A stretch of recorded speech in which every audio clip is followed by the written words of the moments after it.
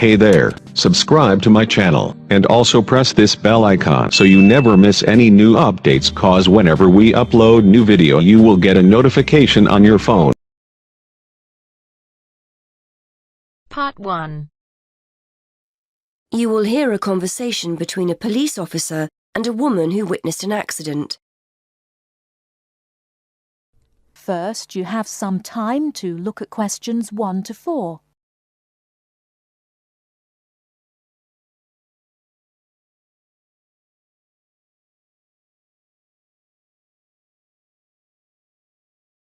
Now we shall begin.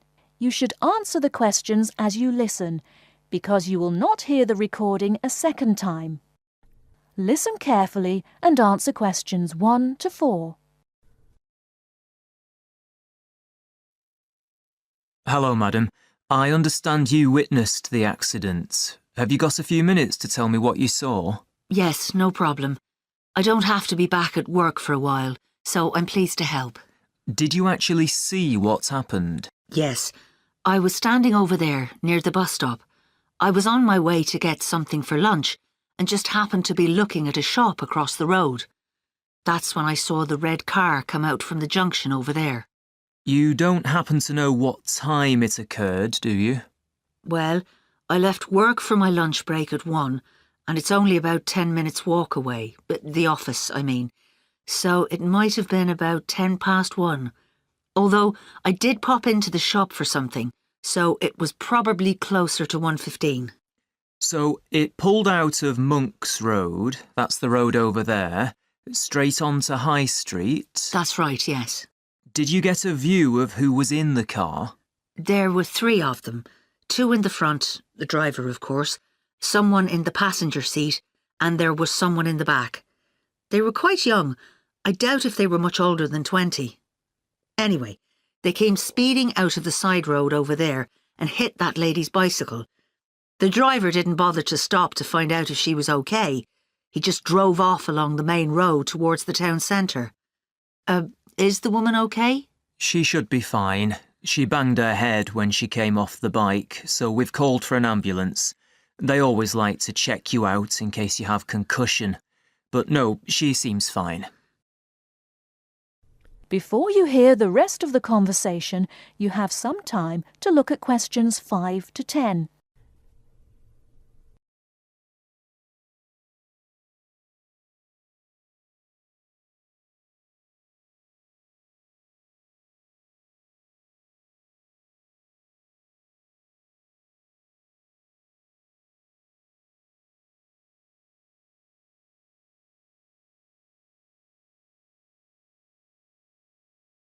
Now listen and answer questions 5 to 10.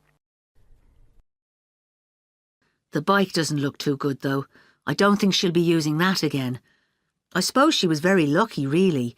If they'd hit her instead of the front wheel, she could have been seriously injured. It looked like they were just in a hurry and didn't want to stop at the junction. I know the traffic lights aren't working there, so perhaps they thought they could just pull out. Could you give me a description of the car? Do you know the make and model? Well, I'm not very good with cars, but I'm pretty sure it was the same model as my husband's car, a Ford Fiesta. It was red, like I said, and quite old, and the door on the driver's side was damaged. It looked like it had been in another accident some time ago. I don't suppose you had a chance to take down the registration number, did you? I did, actually. Let me see. Y48BYW. Will that help you trace them? That's really helpful. It depends. It might be a stolen car, but at least we'll be able to trace the owner. If it wasn't stolen, then yes, we'll be able to find out the name of the driver. Now, would you mind giving me your contact details, just in case we need to get in touch about anything? Of course.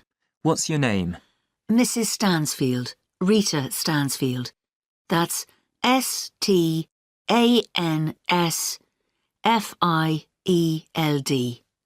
And your address, Mrs. Stansfield? 19 Althorpe Road, Bradford. That's ALTHORPE. Have you got a telephone number we can get you on? Yes, it's 0232 566 788. And do you have a mobile number? Yes, 07834 889 772. That's great, Mrs. Stansfield. As I said, we may get in touch if we need any further information, but probably what you've told me is enough. Thanks for your time. No problem. I'm glad to have been of help.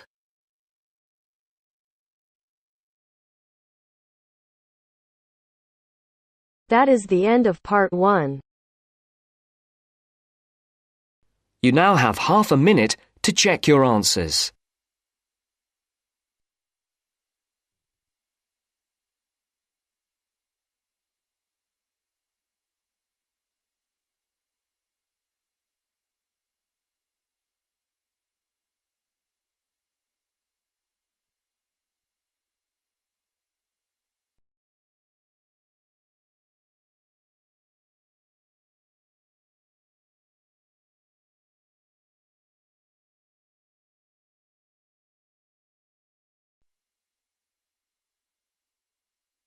Now turns to part 2. Part 2. You'll hear part of a free class about safety around campus. First, you have some time to look at questions 11 to 14.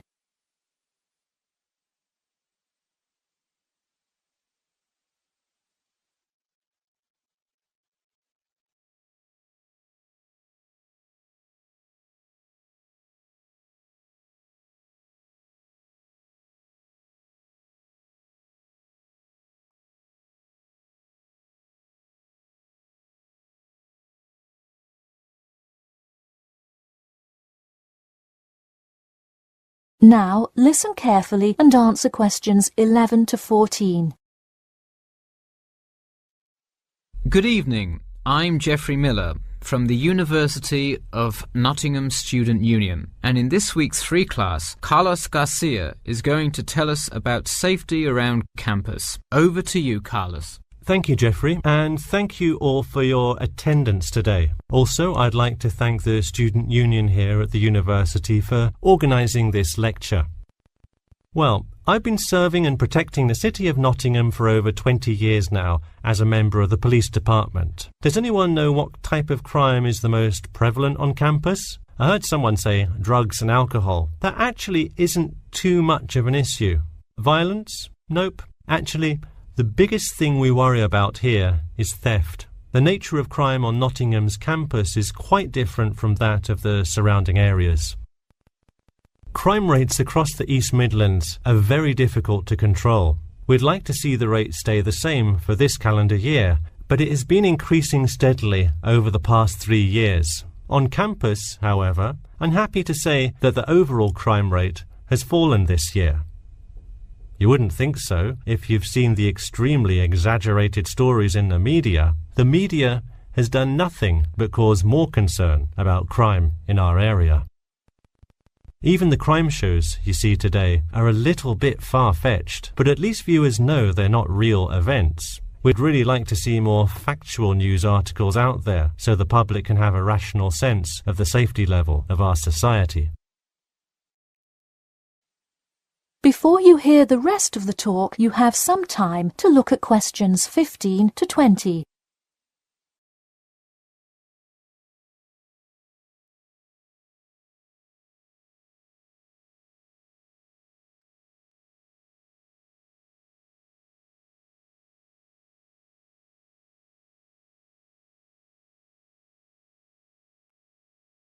Now listen and answer questions 15 to 20. Okay, let's move on to what to do when you see a crime. Do not get involved if at all possible, and do not draw too much attention to yourself by running away in a conspicuous manner. Though most likely, and hopefully, you will not have to experience this situation, if you are being mugged, please do not try to resist. Instead, be compliant and seek help after the incident. Like I said, though, it is highly unlikely that you will find yourself amidst a crime, but it is important to be prepared should it ever happen. We find that educating students and staff on the correct precautions to take is the best way to increase your safety. Just remember to be smart when you're out late at night and avoid any area or person that looks suspicious. I know it sounds obvious, but I cannot stress this enough. It's also not a bad idea to have your mobile phone with you at all times, but be careful. If you're chatting on your smartphone on your way home, you're a prime target for thieves. I'd like to see a show of hands. How many people have left work or the library after 10 p.m. to go home before? A lot of you, right? If you do have to go home late at night, please don't walk home alone. More often than not, there's someone there that will be walking the same direction as you at some point. Walk home with a friend or co-worker. Even if you must use your phone to call someone that's nearby to walk with you, it's always safer to walk home with someone. So when you're walking home, you may feel more comfortable with some sort of self-defense, such as pepper spray. Now, it's your call whether you want to carry something like this or not. However, I absolutely advise against carrying a knife or any other offensive weapon. All too often, they can be used against you if you're disarmed, putting yourself in more danger. For all those interested, the Recreation Centre offers a free self-defense class to all students every Thursday evening. While obviously an introductory self-defense class may not equip you to fight off villains like a regular superhero, it does come in handy sometimes. After taking a self-defense class, you'll surely be more aware of possible dangers and how to deal with them. So hopefully now you have a more complete understanding of the nature of crimes committed on your campus and how to avoid being a victim. I know most students at the University of Nottingham are not the criminal types, but remember that there is no barrier like a wall or something keeping non-students out. There's no army force securing the borders, and I doubt anyone wants it that way. The campus is generally a safe place, but it's not immune to small crimes once in a while. All right, that's all I have to say for today. Stay safe. That is the end of part 2. You now have half a minute to check your answers.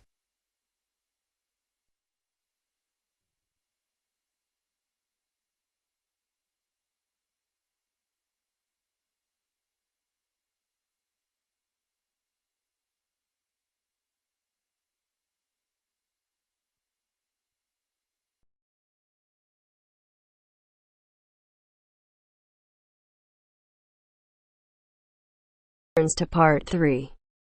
Part 3. You will hear two business studies students, Evelyn and Mark, preparing for a seminar presentation. Before you hear the conversation, you have some time to look at questions 21 to 25.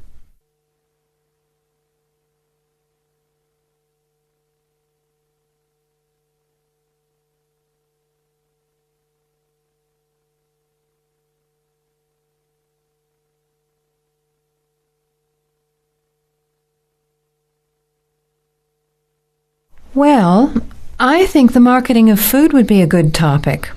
I read a very interesting article the other day about the Canadian food market. I suppose everybody's interested in food, even if it's trying not to eat. Why Canada? I know that's where you come from, but isn't it just all North America, really? No, that's why I thought this article was interesting. Although lots of US companies are well established in Canada, and vice versa, there are still subtle differences between the two markets. It says here, the Canadian market is definitely not a northern clone of the US. I like that.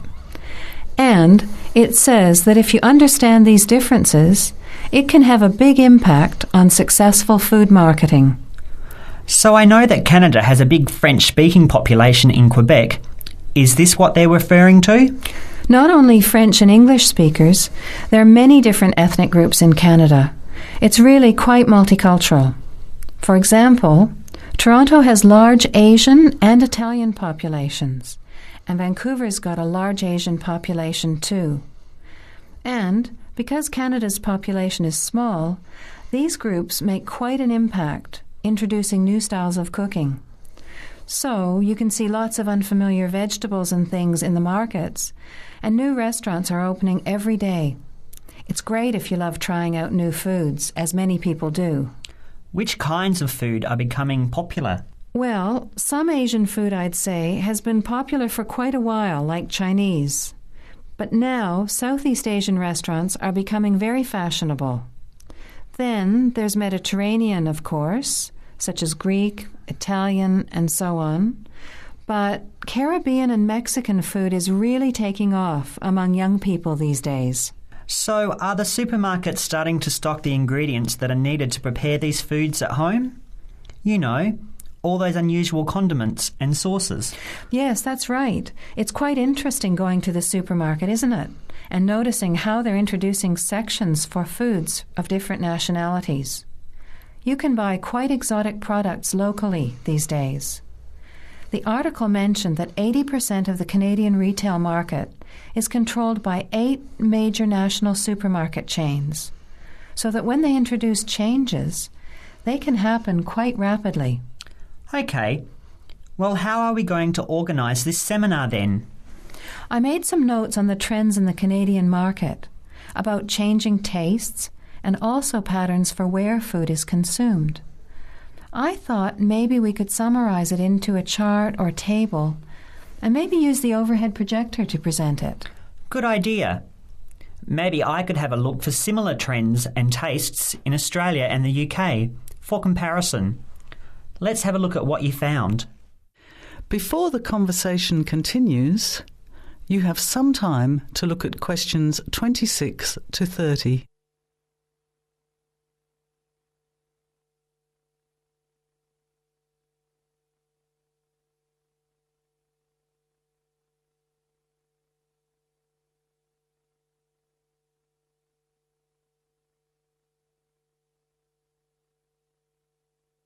Now, as the conversation continues, answer questions 26 to 30. The most significant trend, it seemed to me, was that Canadians are definitely interested in healthy food. For example, did you know that salads are the 3rd most commonly eaten food in Canadian restaurants? Really? What about organic food then? Is that becoming more popular? Yes, it's definitely moving into the mainstream compared to a few years ago. And a recent survey showed that 4 out of 5 shoppers said that they check the fat and nutritional information on the packet when they're deciding what to buy.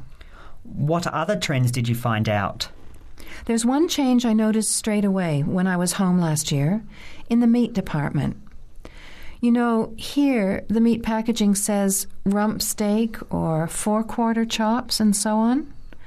Well, they discovered that most consumers these days didn't know what to do with these roasts and rounds and ribs.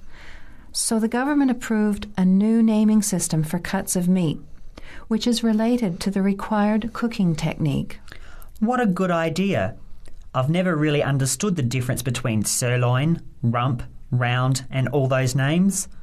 So how many new categories are there? 8.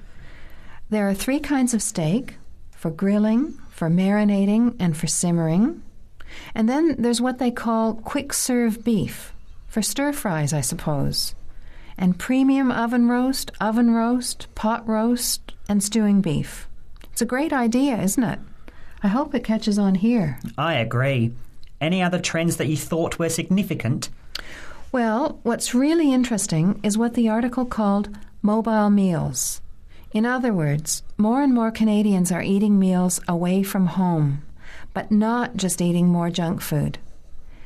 They're projecting a 40% increase in snack food sales over the next 3 years, and the growth is coming from healthy snacks.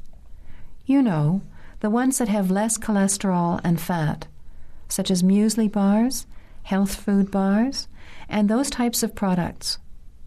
Apparently, in the food marketing jargon, they're called nutritious portable foods, which means healthy snacks. The other major trend is that young people are doing more of the food shopping these days, so marketing has to be aimed more at them, as well as more conventionally at the mother. Thanks, Evelyn.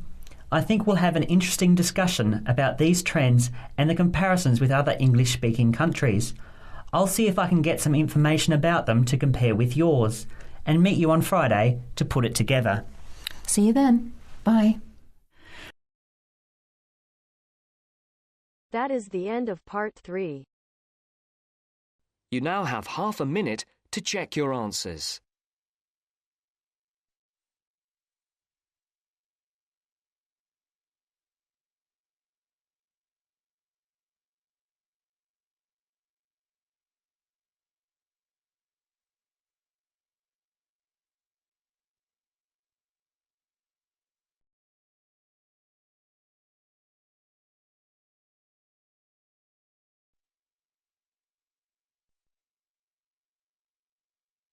Now turns to part 4.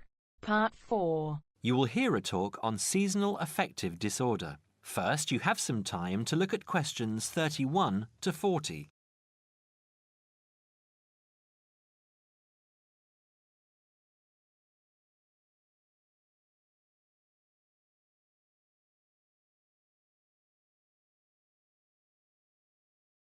Now listen carefully and answer questions 31 to 40. In the past few years, a new condition has been identified and given a name, SAD, short for Seasonal Affective Disorder. This is now recognized as a distinct kind of clinical depression, where people become depressed at the onset of winter, accompanied by a craving for sweet things, causing weight gain. Each spring and summer would then bring on almost maniacal highs and feelings of boundless energy and happiness. Experiments to combat this depression showed that increased exposure to bright light in humans could suppress their production of a darkness-related hormone called melatonin. The light needed to induce this change was about 2,000 lux, or about 4 times brighter than ordinary household lighting. It was then calculated that if bright light could suppress melatonin secretion, then it might have other effects on the brain, including the reversal of symptoms of depression. While melatonin's precise role in SAD has not been pinned down, the theory led to effective treatment.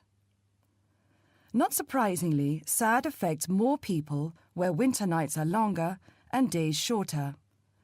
In the UK, an estimated 500,000 adults develop full-blown SAD in winter, and twice this number suffer the milder condition called subsyndromal SAD.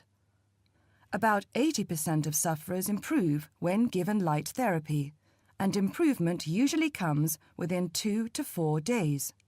Scientists are still unsure why winter depression happens, but more than a decade of research has turned up some surprising findings. Nearly 80% of SAD victims are women. Researchers are uncertain why this is so. SAD can affect people at any age, but typically it begins around the age of 20 and becomes less common between 40 and 50. SAD is comparatively rare in children and adolescents, but so far researchers have been unable to come up with a logical reason for this.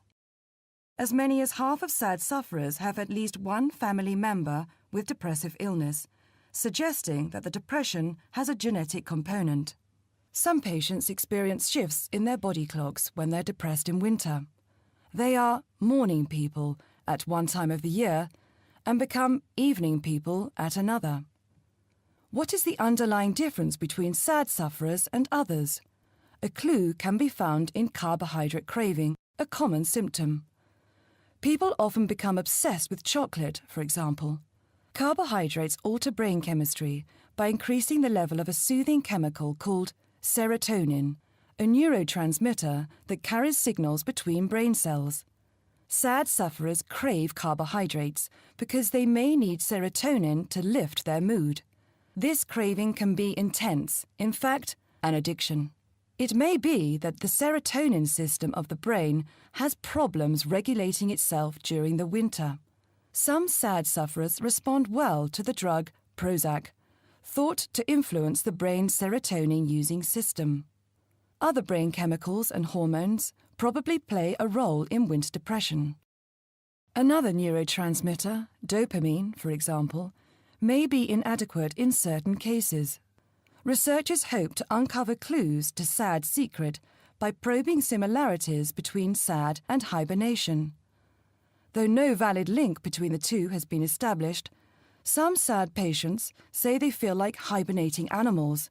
SAD sufferers tend to put on fat in autumn and early winter, roughly the time when such hibernators as bears and squirrels do. That is the end of part 4. You now have half a minute to check your answers.